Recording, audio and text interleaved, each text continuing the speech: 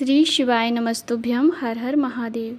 चैत्र माह में पड़ने वाली मासिक शिवरात्रि और प्रदोष का विशेष योग इस बार मासिक शिवरात्रि का व्रत भी 27 मार्च को रखा जाएगा और प्रदोष भी गुरुवार को 27 मार्च को ही प्रदोष मनाया जाएगा। प्रदोष का भी व्रत किया जाएगा। तो आपको जो भी उपाय हैं मासिक शिवरात्रि और प्रदोष के ये विशेष तिथि में करना है, अर्थात 27 मार्च को ही दो विशेष योग हैं।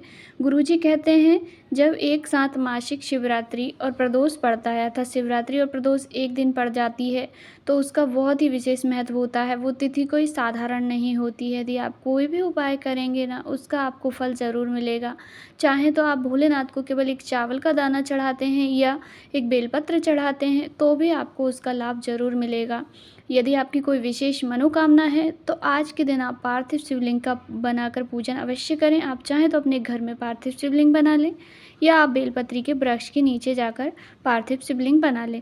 आज की वीडियो में हम गुरुजी के द्वारा मासिक शिवरात्रि के उपाय बताए गए हैं, उन्हीं उपायों की आपसे बात करेंगे। तो ये उपाय आपको 27 मार्च को करने हैं और 28 मार्च यानी शुक्रवार को शाम तक भी आप इन उपायों को कर सकते हैं, क्योंकि मासिक शिवरात्रि शाम को 7 बजे तक 28 मार्च को भी रहेगी। पर विशेष जो है वो योग गुरुवार का है।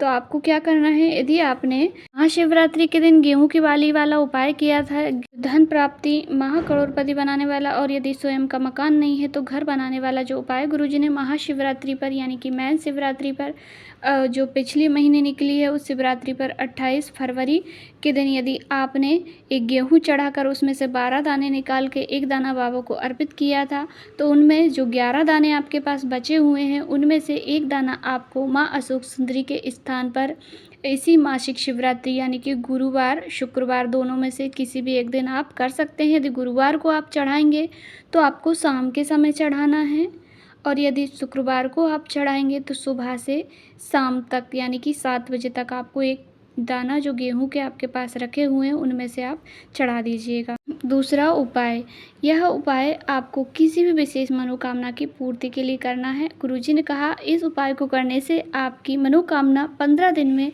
भोलेनाथ जरूर से ही पूर्ण कर देंगे। उपाय करने के लिए आपको 5 समी के पत्ते लेने हैं, एक दूर्वा लेनी है और एक चावल का दाना लेना है। चावल का दाना आप चाहे तो केसर हो आपके पास तो केसर से पीला कर दें, अष्टगंध चंदन केसर युक्त जो होती हैं उससे पीला कर सकते हैं, या हल्दी से पीला कर लीजिए। एक कलश जल लेना है। ज़्यादा सामग्री की आपको आवश्यकता नहीं, केवल 5 समी पत्र, एक दूर्वा, एक चावल का दाना, एक लोटा जल, चारों ही चीज़ों को लेकर जाना है आपको किसी भी बेलपत्री के वृक्ष के नीचे। आपके आसपास नज़दीक में जो भी बेलपत्री का वृक्ष हो आप वहाँ पर चले जाइए। प्रदोष काल में जाना है, शाम के समय। प्रदोष काल वह समय होता है सूर्य जब डूब चुका होता है, डूब रहा होता है, थोड़ी थोड़ी रोशनी होती है, उस समय पर प्रदोष काल कहा जाता है। सूर्य डूबने से 45 मिनट पहले से लेकर 45 मिनट बाद तक का समय प्रदोष काल कहलाता है। उसी में आपको जाना है, जाकर छोटा सा पार्थिव शिवलिंग का निर्माण करना है, अर्थात वहीं पर कोई मिट्टी की ढेली पड़ी हो या छोटा सा मिट्टी का ऊंचा भाग करके शिवलिंग नुमा आकृति बना लीजिए। उसके बाद थोड़ा जल चढ़ाना है आपको, थोड़ा सा पूरा नहीं चढ़ाना है। उसके बाद एक एक करके समीपत्र चढ़ाइए, श्री शिवाय नमस्तुभ्यम कहते जाइए। 5 समीपत्र एक एक करके चढ़ाना है, एक साथ नहीं चढ़ाना है। उसके बाद एक दूर्वा चढ़ा दीजिए। दूर्वा चढ़ाने के बाद एक चावल का दाना अर्पित कर दीजिए। गुरुजी ने कहा उसके बाद आपको प्रार्थना करनी है, कामना करनी है, मेरी ये मनोकामना है बाबा इसे शीघ्र पूर्ण कीजिएगा, मैं आप ही के भरोसे हूँ। और जो भी आपकी कामना हो उसकी प्रार्थना कर लीजिए।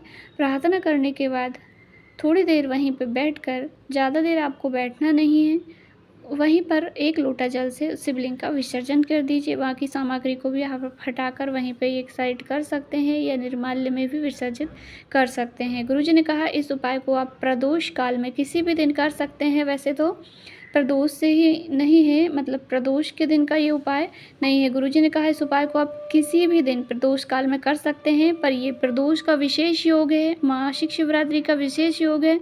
तो विशेष योग में यदि आप कोई भी उपाय करते हैं तो उसका विशेष लाभ जरूर प्राप्त होता है, तो अवश्य ही कीजिएगा। दूसरा उपाय, यह उपाय मनोकामना पूर्ति, नौकरी प्राप्ति और व्यापार वृद्धि का है। वैसे गुरुजी ने इसे नौकरी प्राप्ति के लिए विशेषकर कहा है कि जो भी बेटा बेटी नौकरी के लिए पढ़ाई कर रहे हैं, तैयारी कर रहे हैं, पेपर देने जाना है या रिजल्ट आने वाला है, तब भी आप इस उपाय को कर सकते हैं। उपाय केवल प्रदोष के दिन करना है, यानी कि गुरुवार 27 मार्च को ये उपाय करना है, अन्य किसी दिन नहीं करना है। केवल प्रदोष का उपाय है और प्रदोष काल में ही करना है। करना क्या है, आपको एक बेलपत्री लेना है। एक बेलपत्री लेकर आपको शिवालय जाना है। शिवालय जाकर आपको बेलपत्री की जो तीनों पत्तियों का जहाँ मिलन हुआ है उस स्थान पर पीले चंदन की एक बिंदी लगानी है। उसके बाद एक चावल का दाना पत्ती की बीच वाली बेलपत्री की बीच वाली पत्ती पर एक चावल का दाना चढ़ाइए।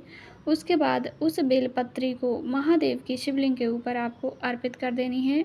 उपाय करते समय आपको हरीश्वर महादेव का नाम स्मरण करना है।